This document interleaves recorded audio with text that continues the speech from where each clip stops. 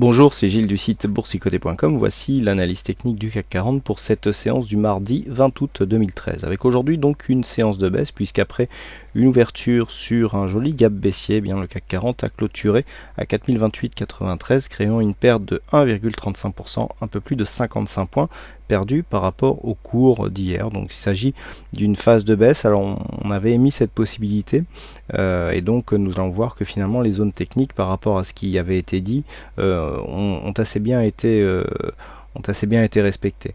Du point de vue des indicateurs, alors nous avons une configuration qui commence un petit peu à changer, puisqu'avec ce RSI qui commence à redescendre, on commence à avoir une sortie aussi du stochastique de sa zone de surachat, le stochastique qui était rentré en zone de surachat sur cette séance le 10 juillet, donc plus d'un mois après, le stochastique ressort. Donc là, cette configuration nous montre bien que le stochastique peut rester longtemps en zone de surachat et que c'est vraiment sur la sortie que nous avons un signal du point de vue de cet indicateur.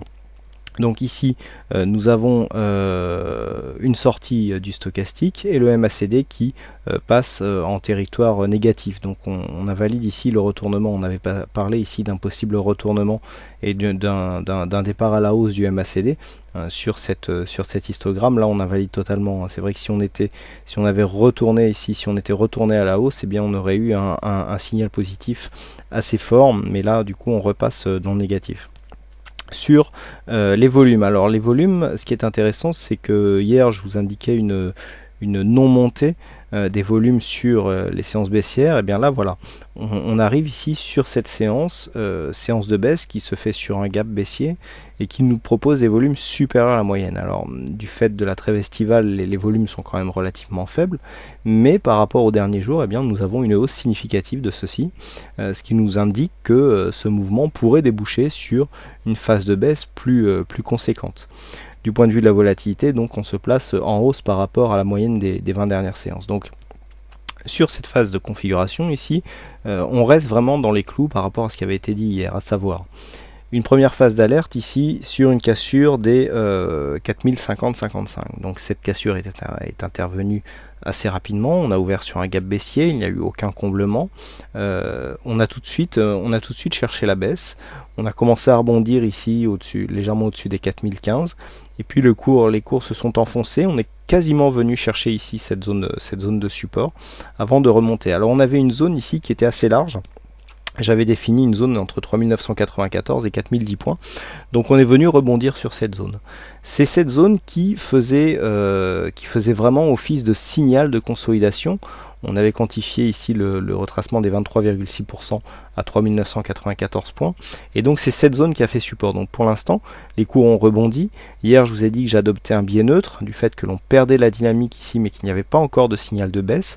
Le signal de baisse interviendra sous cette zone. Pour l'instant, on a rebondi dessus. C'était une réaction que l'on pouvait prévoir du fait du placement de ce support ici, puisque nous avons ici cette ancienne zone de point haut. Et donc le fait que les cours sont revenus ici rebondir sur cette zone nous montre que on peut encore repartir à la hausse, qui confirmerait en fait une continuité de tendance haussière, même si pour l'instant la dynamique est interrompue, puisque nous aurions ici cette zone de point haut, cette zone de résistance, qui se transformerait en zone de point bas. Donc sur une vue moyen terme, on repositionnerait un support ici, mais il pourrait y avoir changement de dynamique, mais continuité, si suite à ce rebond, nous avons une cassure haussière des 4123. Tant que nous restons au-dessus de cette zone, et tant que nous ne casserons pas donc 4123 ou 4124, le plus haut de cette séance, oui, on est à 4123,9, donc 4124, nous sommes dans une perte de dynamique ici de cette phase haussière, mais au profit d'un biais neutre. Des cours qui sortent de la dynamique et qui oscillent comme ça entre le top et le 23,6, ça arrive de temps en temps, c'est ce qu'on appelle des consolidations à plat, et pour l'instant sur cette configuration, c'est ce qui pourra arriver. Sur une cassure ici à 4124, nous aurions un schéma assez simple qui s'expliquerait par une première phase de hausse ici, même si elle a été assez longue, retour, contact avec la moyenne mobile 20 exponentielle, on vient tester ici une ancienne zone de point haut que l'on teste donc comme une nouvelle zone de point bas, et on remonte. La confirmation ici viendrait d'un rebond sur cette zone, sur la zone que nous avions précédemment définie, suivi ici d'une phase de cassure de cette zone des 4124.